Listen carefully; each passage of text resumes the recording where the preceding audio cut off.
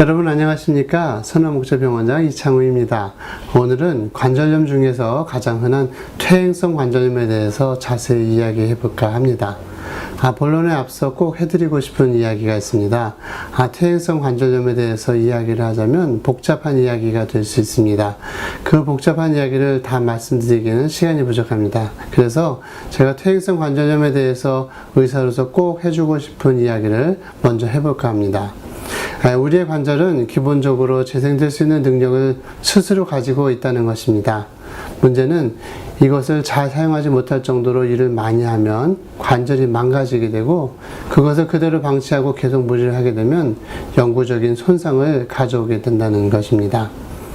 퇴행성 관절염이 되지 않으려면 아픈 경우에 쉬어야 합니다. 또 필요한 경우에는 약을 사용해서 가라앉혀야 합니다. 그럼 퇴행성 관절염이란 무엇일까요? 뼈와 뼈 사이를 연결해 주는 곳이 관절이죠. 관절 안에는 연골이 있어서 관절을 보호해주고 완충시켜주는 역할을 합니다.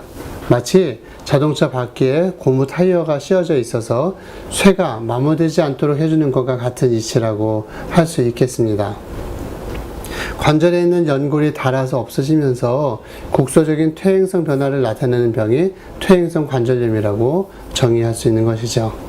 퇴행성 관절염을 골관절염이라고도 부르는데, 관절 연골이 닳게 되는 경우에 관절에 붙어있는 뼈도 함께 손상되기 때문에 골관절염이라고 부르게 됩니다. 날씨가 춥거나 또 습기가 많을 때, 그리고 기압이 이렇게 떨어질 때에는 통증이 악화되는 경향이 있습니다. 관절이 붓고 열이 나기도 하고 또 운동장애를 일으키기도 합니다. 움직일 때에는 뿌드덕뿌드덕 소리가 나는 그런 마찰음 소리가 나기도 하고요. 관절에 물이 차는 경향도 있습니다. 병원에서 그 엑스레이를 찍어보면 초기에는 정상으로 나타날 때도 있는데, 점점 더 심해지면 관절 간격이 좁아지면서 뼈 옆에 다른 뼈들이 이렇게 튀어나오기도 합니다. 퇴행성 관절염의 원인은 확실히 밝혀진 것은 없습니다. 다만 노쇠 현상이나 체중 증가와 관계가 있다는 것 정도를 이야기하게 되는데요.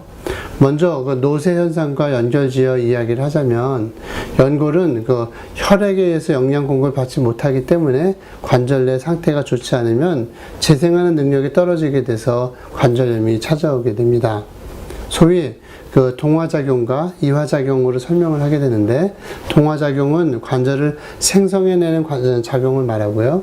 이화작용은 관절이 손상되는 것을 말하는데, 젊어서에는 이 이화작용보다 훨씬 더 넘는 동화작용이 일어나서 관절이 건강한 데 반해서 나이가 들으시게 되면은 동화작용이 떨어져서 손상되는 것이 빠르게 진행됩니다.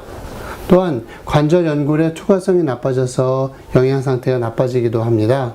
체중의 증가와 연관성이 있다는 것은 더 이상 설명할 필요가 없는 이야기일 것입니다. 또 55세 이상 되시는 여성분들에게 특히 많이 발병하게 되는데, 관절염이 진행되면 연골 바로 밑에 있는 뼈들이 단단해집니다. 그리고 관절 주변에 골극이 생기게 되는데, 이 골극이란 관절을 이루고 있는 뼈 옆에 자라나는 뼈를 말하는 것이죠. 뼈 끝에 가시가 달렸다고 말하기도 하고, 뼈 끝에 더덕갱이 뼈가 붙었다고 이야기도 해서 이것이 이렇게 자라난다고 이야기합니다. 이렇게 뼈들이 단단해지고 골극이 생기게 되면 통증이 있게 되고요. 또 관절이 굳어지게 되면서 운동 장애가 생기게 됩니다. 퇴행성 관절염은 노쇠 현상과 관련이 있습니다. 엑스레이 찍어보면 성인 55세 이상 되신 분들 중에서 80% 정도가 관절염 소견이 나타나고요. 그리고 75세 이상 되시는 분들께서는 거의 모든 사람이 관절염 소견으로 나타나게 되죠. 그런데 관절염 소견이 있다고 해서 다 100% 아픈 건 아니죠.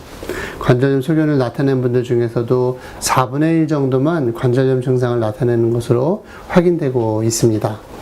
또 하나의 특징은 나이가 많을수록 남성보다는 여성에게 더 많이 나타나고 있다는 점입니다.